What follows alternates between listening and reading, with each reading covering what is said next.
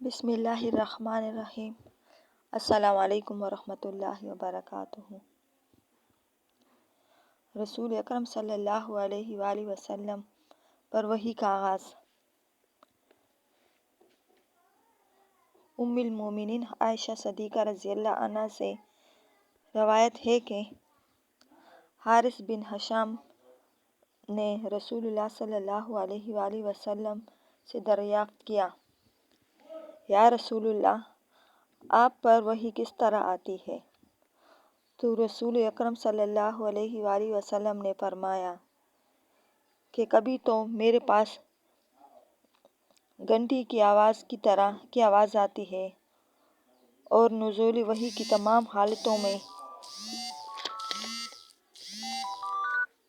یہ حالت مجھ پر زیادہ دشوار ہے، پھر یہ حالت مجھ سے دور موقوف ہو جاتی ہے، اس حال میں کہ فرشتے نے جو کچھ کہا اس کو اخذ کر چکا ہوں،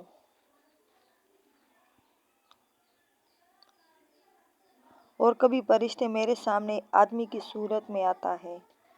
اور مجھ سے کلام کرتا ہے، تو جو کچھ وہ کہتا ہے اس کو میں حفظ کر لیتا ہوں۔ ام المومنین عائشہ رضی اللہ عنہا کہتی ہے کہ بے شک میں نے سخت سردی والے دن آپ صلی اللہ علیہ وآلہ وسلم پر وحی اترتے ہوئے دیکھی،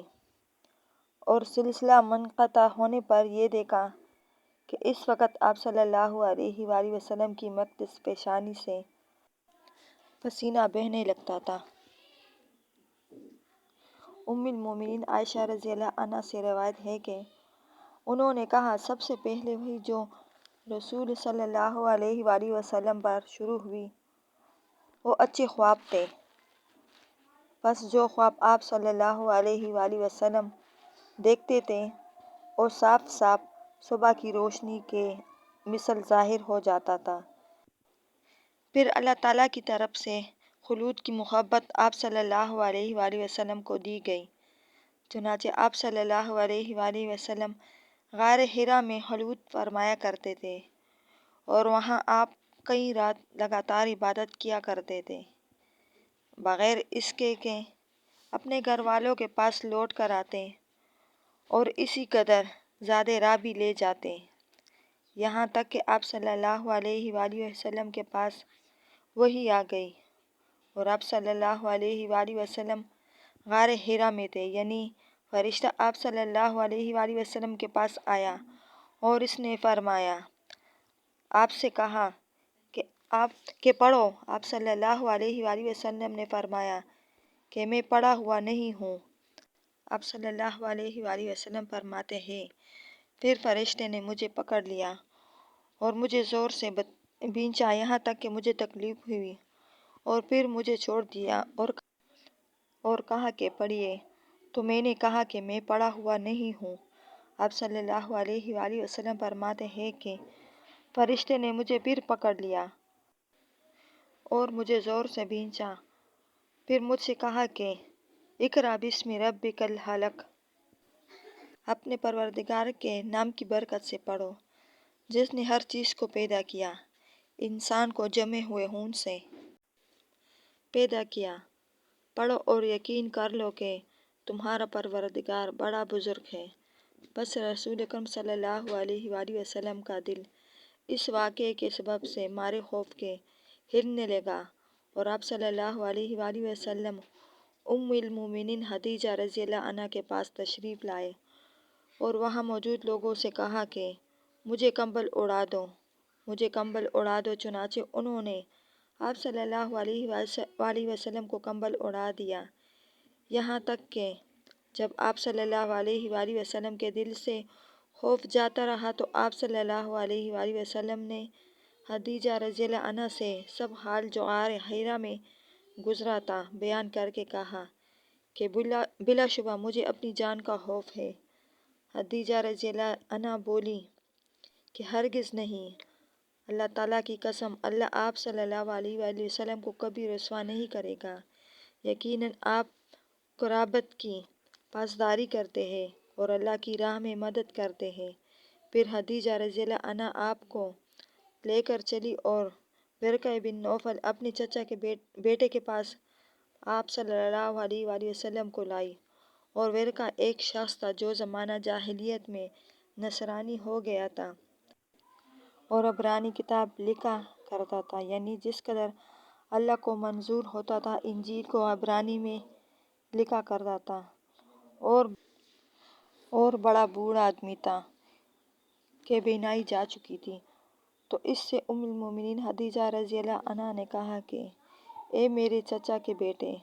اپنے بھتیجے صلی اللہ علیہ وآلہ وسلم سے ان کا حال سنو۔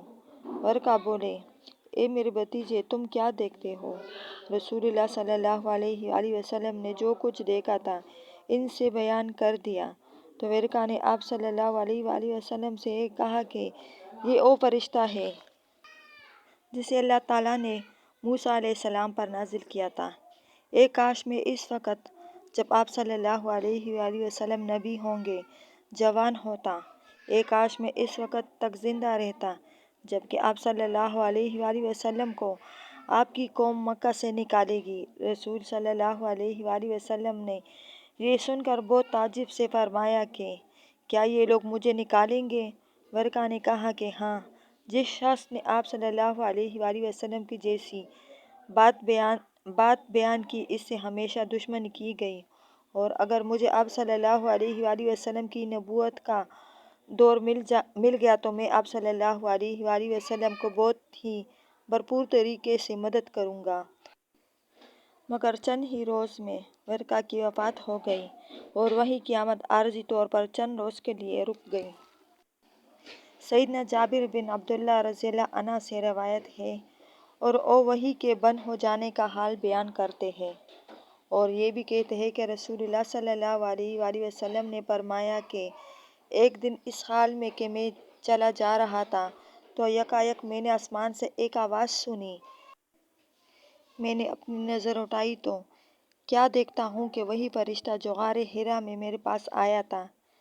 ایک کرسی پر زمین و آسمان کے درمیان میں متعلق بیٹھا ہوا ہے۔ میں اس کے دیکھنے سے ڈر گیا، پھر لوٹ آیا تو میں نے گھر میں آ کر کہا مجھے کمبل اڑا دو، مجھے کمبل اڑا دو۔ پھر اسی موقع پر اللہ تعالیٰ نے یہ آیت نازل فرمائی، اے کپڑا اڑنے والے، اٹھ کھڑا ہو اور لوگوں کو عذاب الہی سے ڈرا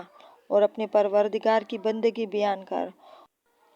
اور اپنے کپڑوں کو پاک رکھا کر اور ناپاکی یعنی بتوں کی پرستش کو چھوڑ دے۔ پھر وہی قیامت خوب سرگرم ہو گئی اور لگاتار آنے لگی۔ سیدنا ابن عباس رضی اللہ عنہ سے اللہ تعالیٰ کے کلام میں منقول ہے کہ رسول اللہ صلی اللہ علیہ وآلہ وسلم کو قرآن کے نزول کے وقت سخت وقت کا سامنا کرنا پڑتا تھا، اور جملہ یہ تھا کہ آپ صلی اللہ علیہ وسلم اپنے دونوں ہونٹ جلد جلد ہلاتے تھے تاکہ وہی یاد ہو جائے۔ ابن عباس رضی اللہ عنہ نے سید راوی سے کہا کہ میں اپنے ہونٹوں کو تمہارے سمجھانے کے لیے اس طرح حرکت دیتا ہوں جس طرح رسول اللہ صلی اللہ علیہ وآلہ وسلم اپنے ہونٹوں کو حرکت دیتے تھے۔ العرض رسول اللہ صلی اللہ علیہ وآلہ وسلم کی یہ حالت دیکھ کر اللہ تعالیٰ نے یہ آیتیں اتاری، اے محمد صلی اللہ علیہ وآلہ وسلم، قرآن کو جلد یاد کرنے کے لیے اس کے ساتھ تم اپنی زبان کو حرکت نہ دیا کرو تاکہ جلدی اخذ کر لو، یقیناً اس کا جمع کر دینا اور پڑھا دینا ہمارے ذمہ ہے۔ سیدنا ابن عباس رضی اللہ عنہ کہتے ہیں، یعنی قرآن کا تمہارے سینے میں جمع محفوظ کر دینا اور اس کو تمہیں پڑھا دینا، پھر جس وقت ہم اس کو پڑھ چکیں تو پھر تم اس کے پڑھنے کی پیروی کرو۔ سیدنا ابن عباس رضی اللہ عنہ کہتے ہیں کہ یعنی اس کو توجہ سے سنو اور چپ رہو، پھر یقیناً اس کے مطلب کا سمجھا دینا ہمارے ذمہ ہے، یعنی پھر بے شک ہمارے ذمہ ہے یہ کہ انہیں یاد ہو جائے۔ پھر اس کے بعد جب آپ صلی اللہ علیہ وآلہ وسلم کے پاس جبریل علیہ السلام کلام الہی لے کر آتے تو آپ صلی اللہ علیہ وآلہ وسلم توجہ سے سنتے تھے۔ جب جبریل علیہ السلام چلے جاتے تو اس کو نبی صلی اللہ علیہ وآلہ وسلم اسی طرح پڑھتے تھے جس طرح جبریل علیہ السلام نے اس کو آپ کے سامنے پڑھا تھا۔ اللہ تعالیٰ ہم سب مسلمانوں کو قرآن مجید صحیح پڑھنے اور اس پر عمل کرنے کی توفیق عطا فرمائے، آمین۔